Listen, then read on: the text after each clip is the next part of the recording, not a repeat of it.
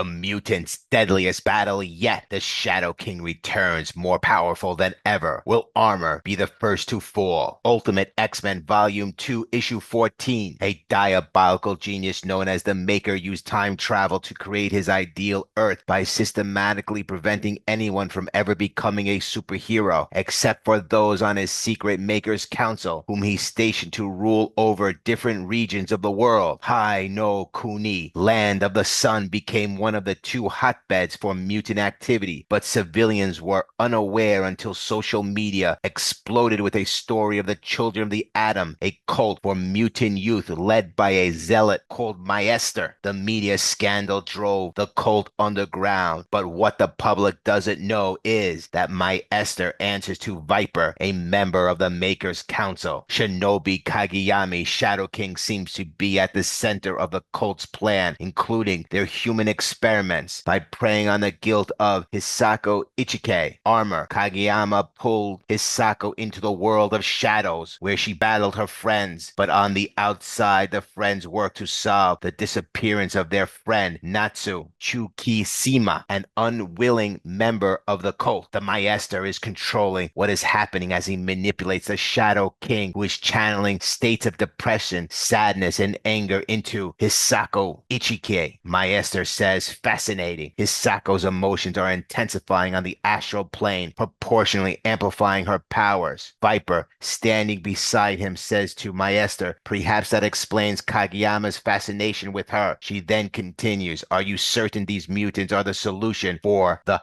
My X project? Thy Maester replies, yes, Viper. Hisako Ichike is Kageyama's chosen one. Viper has given the Maester 2 weeks to complete the project. She also wants to push Kageyama and Hisako, but she cannot afford to lose them. She does not wish for their deaths. Viper says, ensure your experiments succeed. Beware, my X is the culmination of our goals. If they die, Fujiwara, or should I say Maester, so do you. Kanon, this world, Psylocke, swings her psionic cannibal at dark armor, knocking her down. Psylocke says, what the hell is that black goo, Hisako? Will you please just stay down? As Mori looks ahead, she sees an X-shaped cross with someone pinned to it. Mori asks, Kanon, what is that? It is Akihiro. Akihiro claimed to be the first mutant. Like little else is known about him, but he became involved with the Children of the Atom, a religious institution that has also functioned as a cult, conducting experiments on young mutants at the behest of the Harada Yoshida Alliance, the ruling government of Hai no Kuni. Akihiro was crucified, and his blood was used by the Children of Atom in their experiments to awaken dormant X genes in true mutants and to create artificial ones. Due to his mutant ability and accelerated healing factor, he was able to survive despite his horrific conditions. Bleeding heavily, Akihiro asks, did I save them? Akihiro's backstory might mirror that of Wolverine's Earth 1610 variant, Mutant Zero, also known as the supposed first mutant whose DNA was used to create others. Shinobi approaches and says, Akihiro, I'm glad you could join us. Then emerging from Akihiro, a new version of Surge appears, sporting Wolverine-like claws. Surge says, Storm ready for round two?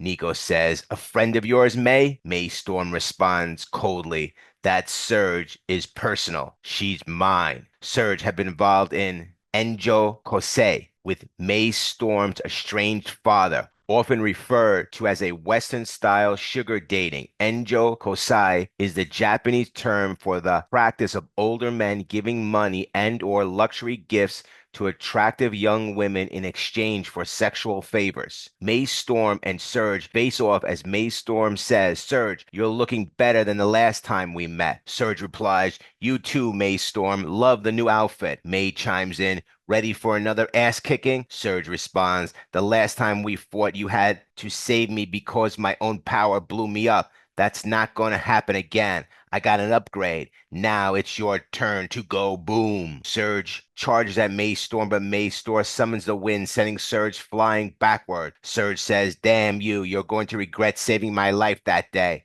As she sends a surge of energy right through Maystorm, Maystorm begins to disappear into red leaves swirling and flying. Nico says, It's Maystorm's Hana Fubiki. Attack. Hana Fubiki. A flurry of falling cherry blossoms fills in the air as Maystorm rises high into the sky, with petals swirling around her like a blizzard. She comes crashing down, leading with a powerful kick straight into Surge. Maystorm's kick lands with the force of the wind behind her, peeling off Surge's claws. Maystorm drops into a fighting stance. Surge growls, "You think that'll stop me? You're wrong." She sends a massive surge of electricity toward Maystorm. Kanon shouts, "She's building up a charge. It's those gauntlets. We have to do something." Nico replies, "How do we even get close to her?" Nico says, "There, those conductors. Natsu, we need you to shoot Surge's headband." "Are you listening to me?" I said. But Natsu is out of it. Her gaze is fixed on her fallen friend Mori, now nothing but a corpse. She thinks she's done it, that she killed her. Nico grabs Natsu's head and shouts, "Fire!" The blast hits the top of Surge's conductor, sending her crashing to the floor. Children of the Atom scientists rush in, grabbing Surge and chopping her up with a saw. May stands in shock. "Oh my God, no." Shinobi, unaffected, says, "Game over for Nico." The children of the Atom scientists simply walk away. Maystorm and the others stand in shock over the massacre of Surge, as then the Shadow King, controlling dark armor, grabs Maystorm's head and begins to crack her mask. But then suddenly Hisako lets go. Hisako says, "You say you want to free the mutants. Yet you hide your name, hide your face, cowering behind masks. The same masks sent as messages of hate, telling us we should be ashamed of who we are." Maystorm stands tall and responds, "That's right. These masks are symbols of mutants' hate, but I am not hiding. I am not ashamed. To everyone who hates us, I will prove them wrong. And I thank them because they created who I am today. We are the X-Men. Did you forget, Hisako? You're an X-Men too."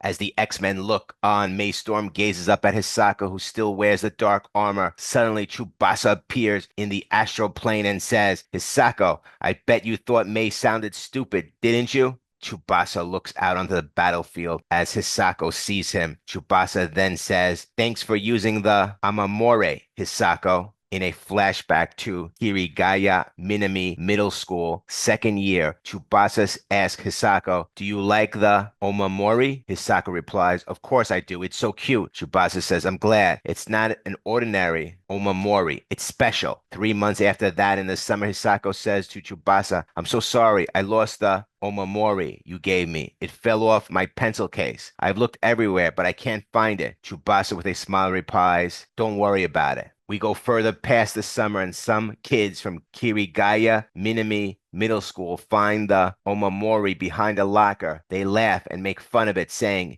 "It's so lame. It's possessed." One of them asks, "Did someone drop it?" Tsubasa stands up and says, "Hey, that's the Omamori." The kids turn around and ask, "What is this, yours?" Then they throw it at him. Hisako doesn't turn around. She pretends not to hear. A bead, a sweat running down her face as Shinobi Kageyami, the Shadow King, picks it up. As Tsubasa stands in the background listening, the kids say, "No way, that's Hisako's." But the Shadow King asks, "Hisako, did you drop this? It's yours, isn't it?" "I'm happy to return it." The kids continue, "That can't be Hisako's." Tsubasa lowers his head.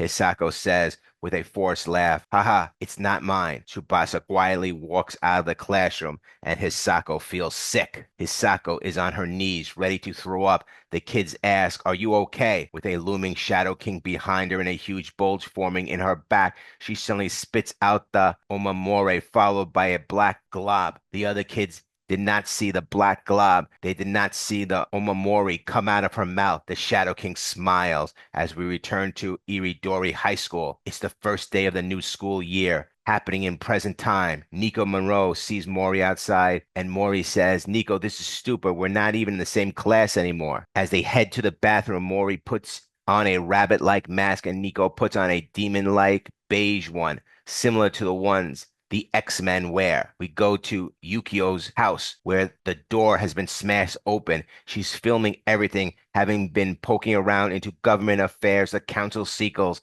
and the business of Viper, Maestro, and the children of the Atom. Now her life is in danger. Yukio says, "They trashed my whole place, and my figures too. They were pretty rare. So bring it on." As Maystorm and the rest of the X-Men communicate, they discuss the troubling news. The children of the Atom are attacking people again. They keep saying the world is ending, but they act like they're the ones trying to bring it about. I think they want the world to end. They are the reason everyone hates mutants. We need people to know we're not all the same. That Maester, he's a liar, Maystorm continues. Did you guys remember to check the list for any new Atom kids? And did you tag your territory? Let's call it the X District. Mori asks Nico, is that May? Do you think Natsu is here? May questions who the two newcomers are. May asks, you must be new. I haven't seen you here before. You'll need to be marked with an X. Somewhere it can be seen. Nico says, May, I know that's you. We've been looking for Natsu and Hisako. You're looking for them too, aren't you? May looks straight at them as Kanon says, did you say Hisako? Hisako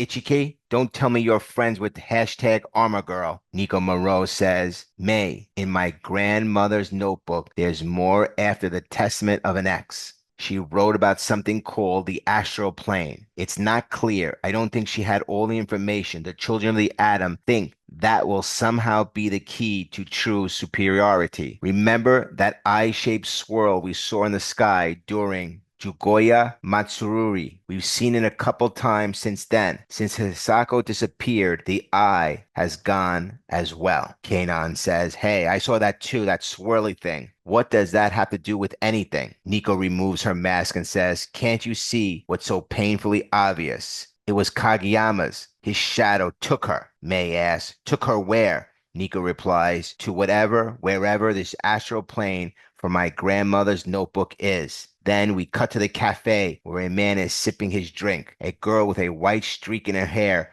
looks straight at him. Is this Rogue? Next, Ultimate X-Men Volume 2, Issue 15.